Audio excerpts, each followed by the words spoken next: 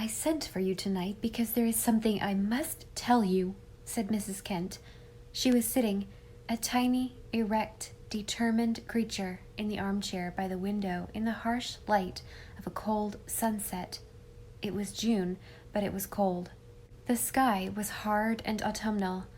Emily, walking up the cross-lots path, had shivered and wished herself at home, but Mrs. Kent's note had been urgent, almost peremptory. Why in the world did she want her? Surely it could not be anything in connection with Teddy, and yet what else could make Mrs. Kent send for her in this fashion? The moment she saw Mrs. Kent, she was conscious of a curious change in her, a change hard to define. She was as frail, as pitiful as ever. There seemed even a certain defiant light in her eyes. But for the first time since she had known Mrs. Kent, Emily did not feel that she was in the presence of an unhappy woman. There was peace here, a strange, sorrowful, long unknown peace. The tortured soul was, at last, off the rack. I have been dead and in hell, but now I am alive again, said Mrs. Kent. It's you who have done this. You found that letter, and so there is something I must tell you. It will make you hate me, and I shall be sorry for that now, but it must be told. Emily felt a sudden distaste for hearing whatever it was Mrs. Kent had to tell. It must have something to do with Teddy, and she did not want to hear anything about Teddy now. Teddy, who would be Ilsa's husband in 2 weeks. Don't you think, perhaps, it would be better not to tell me? It must be told. I have committed a wrong, and I must confess it. I cannot undo it. I suppose it is too late to undo it, but it must be told. But there are other things that must be told first, things I've never spoken of, things that have been torturing me until I've screamed out loud at night sometimes with the anguish of them. Oh, you will never forgive me, but I think you will be a little sorry for me. I've always felt sorry for you, Mrs. Kent. I think you did. Yes, I think you did. But you couldn't realize it all. Emily, I wasn't like this when I was a girl. I was like other people then, and I was pretty. Indeed I was. When David Kent came and made me love him, I was pretty, and he loved me then, and he always loved me. He says so in this letter. She plucked it from the bosom of her dress and kissed it almost savagely. I can't let you see it, Emily. No eyes but mine must ever see it. But I'll tell you what was in it. Oh, you can't know. You can't understand how much I loved him, Emily. You think you love Teddy, but you don't. You can't love him as I loved his father. Emily had a different opinion on this point, but she did not say so. He married me and took me home to Malton, where his people lived. We were so happy at first, too happy. I told you God was jealous, and his people did not like me, not from the first. They thought David had married beneath him, that I wasn't good enough for him. They were always trying to come between us. Oh, I knew what they were after. His mother hated me. She never called me Aileen, only you and David's wife. I hated her because she was always watching me, never said anything, never did anything, just watched me. I was never one of them. I never seemed able to understand their jokes. They were always laughing over something. Me, half the time, I thought. They would write letters to David and never mention me. Some of them were always freezingly polite to me, and some of them were always giving me digs. Once one of his sisters sent me a book on etiquette. Something was always hurting me, and I couldn't strike back. I couldn't hurt what was hurting me. David took their part. He had secrets with them he kept from me. But in spite of it all, I was happy, till I dropped the lamp, and my dress caught fire and scarred my face like this. After that, I couldn't believe David could keep on loving me. I was so ugly. My nerves got raw, and I couldn't help quarreling with him over every trifle. But he was patient. He forgave me again and again. Only I was so afraid he couldn't love me with that scar. I knew I was going to have a baby, but I kept putting off telling him. I was afraid he would love it more than he did me. And then I did a terrible thing. I hate to tell you of it. David had a dog. He loved it so much that I hated it. I poisoned it. I don't know what possessed me. I never used to be like that, not till I was burned. Perhaps it was because the baby was coming. Mrs. Kent stopped and changed suddenly from a woman, quivering with unveiled feeling, to a prim Victorian. I shouldn't talk about such matters to a young girl, she said anxiously. I have known for some years that babies do not come in Dr. Burnley's black bag, assured Emily gravely. Well, Mrs. Kent underwent another transformation into passionate Aileen Kent again. David found out what I had done. Oh, his face! We had a dreadful quarrel. It was just before he went out to Winnipeg on a business trip. I was so furious over what he said that I screamed out, "Oh, Emily," that I hoped I would never see his face again. I never did. God took me at my word. He died of pneumonia in Winnipeg. I never knew he was ill till the word of his death came. And the nurse was a girl he had once thought something of and who loved him. She waited on him and tended him while I was at home, hating him. That is what I have thought I could never forgive God for. She packed up his things and sent them home. That book among them. He must have bought it in Winnipeg. I never opened it. I never could bear to touch it. He must have written that letter when he was near death, and put it in the book for me, and perhaps died before he could tell her it was there. Maybe she knew and wouldn't tell me.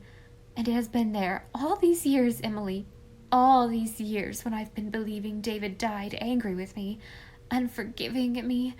I've dreamed of him night after night, always with his face turned away from me. Oh, 27 years of that, Emily, 27 years.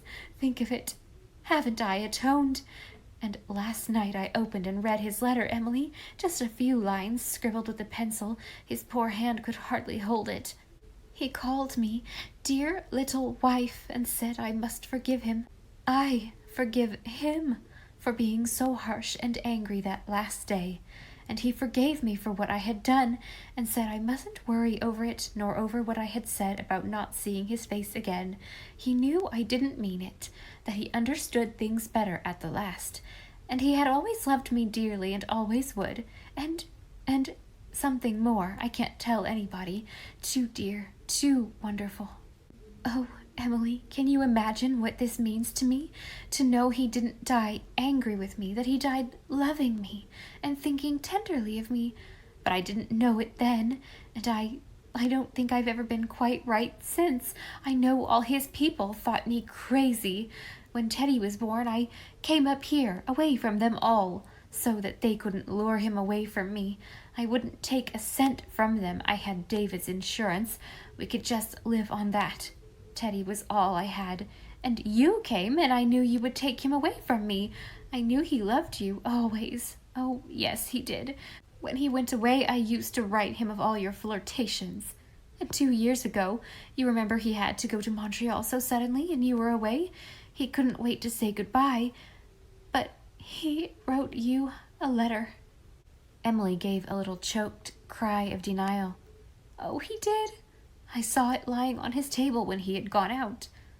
I steamed the flap open and read it. I burned the letter, Emily, but I can tell you what was in it. Could I ever forget? He told you he had meant to tell you how much he loved you before he went, and if you could care a little for him, to write and tell him so, but if you couldn't, not to write at all.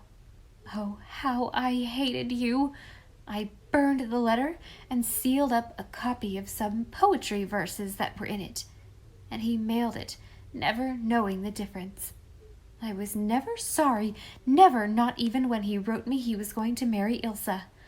But last night, when you brought me that letter, and forgiveness, and peace, oh, I felt I had done an awful thing. I've ruined your life, and perhaps Teddy's. Can you ever forgive me, Emily? Emily amid all the whirl of emotions roused by Mrs. Kent's tale, was keenly conscious of only one thing. Bitterness, humiliation, shame had vanished from her being. Teddy had loved her. The sweetness of the revelation blotted out, for the time at least, all other feelings. Anger, resentment could find no place in her soul. She felt like a new creature, and there was sincerity in her heart and tone as she said slowly, I do. I understand." Mrs. Kent suddenly wrung her hands. "Emily, is it too late? Is it too late? They're not married yet. I know he doesn't love her as he loved you. If I told him... No, no, no," cried Emily passionately. "It is too late. He must never know. You must never tell him. He loves Ilse now, I am sure of that. And telling him this would do no good and much evil. Promise me, dear Mrs. Kent, if you feel you owe me anything, promise me you'll never tell him. But you will be unhappy." "I will not be unhappy. Not now. You don't know what a difference this has made. The sting has gone out of everything. I am going to have a happy, busy, useful life, and regret for old dreams will have no place in it. The wound will heal now." "It was a terrible thing for me to do," whispered Mrs. Kent. "I see that, at last." "I suppose it was, but I'm not thinking of that, only that I've got my self-respect back."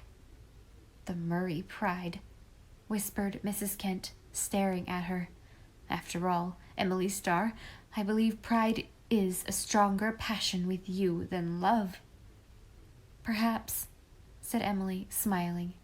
She was in such a tumult of feeling when she reached home that she did a thing she was always ashamed of.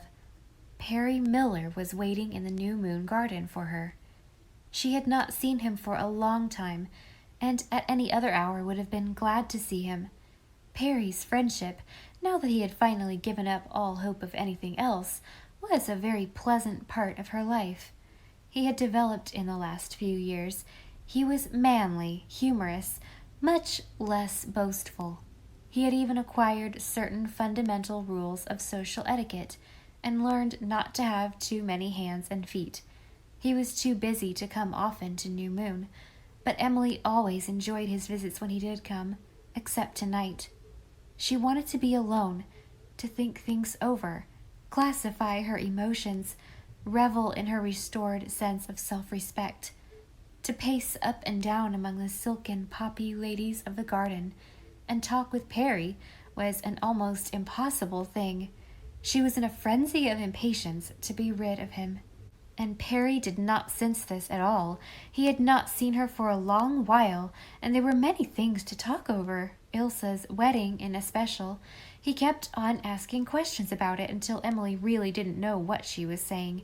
Perry was a bit squiffy over the fact that he had not been asked to be groomsman.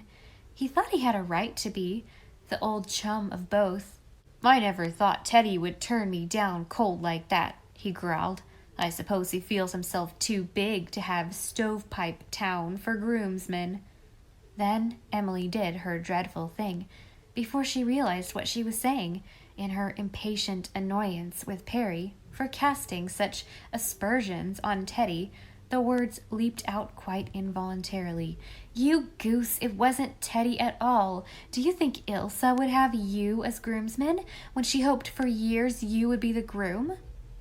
The moment she had spoken, she stood aghast, sick with shame and remorse. What had she done? Betrayed friendship, violated confidence, a shameful, unpardonable thing. Could she, Emily Bird Starr of New Moon, have done this? Perry was standing by the dial, staring at her dumbfounded. "Emily, you don't mean that. Ilse never thought of me that way, did she?" Emily miserably realized that the spoken word could not be recalled, and that the mess she had made of things couldn't be mended by any fibs. "She did, at one time. Of course she got over it long ago. Me? Why, Emily, she always seemed to despise me, always ragging me about something. I never could please her, you remember? Oh, I remember, said Emily wearily. She thought so much of you she hated to see you fall below her standard. If she hadn't liked you, do you suppose she would have cared what grammar you used or what etiquette you smashed? I should have never told you this, Perry. I shall be ashamed of it all my life. You must never let her suspect you know. Of course not.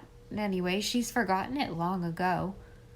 Oh, yes, but you can understand why it wouldn't be especially agreeable for her to have you as best man at her wedding. I hated to have you think Teddy such a snob.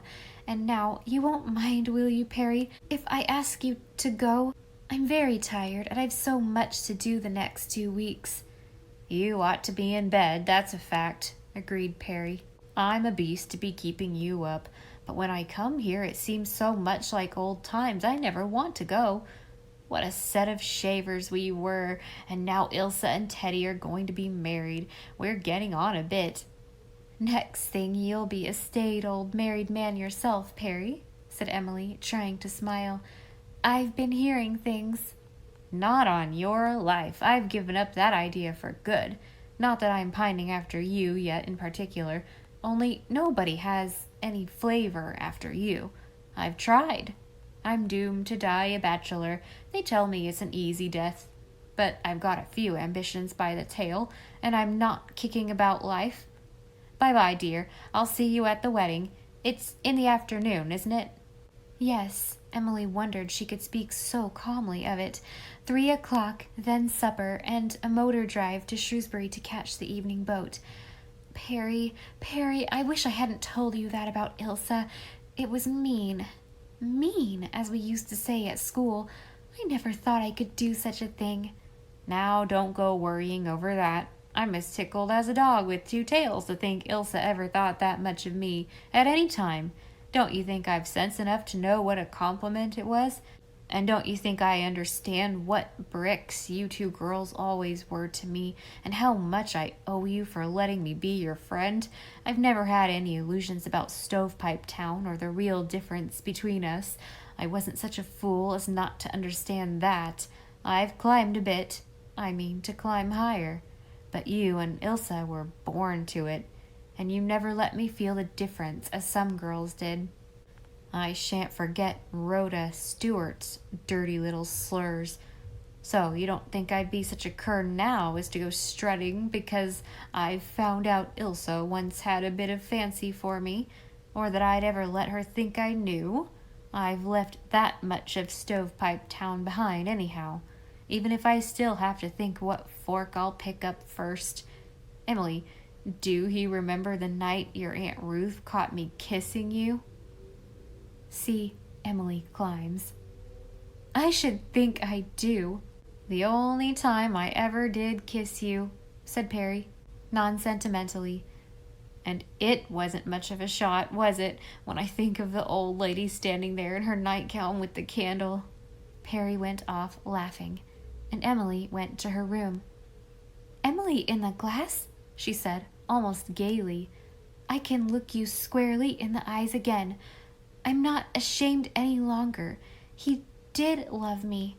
She stood there smiling for a little space, and then the smile faded. Oh, if I had only got that letter, she whispered piteously.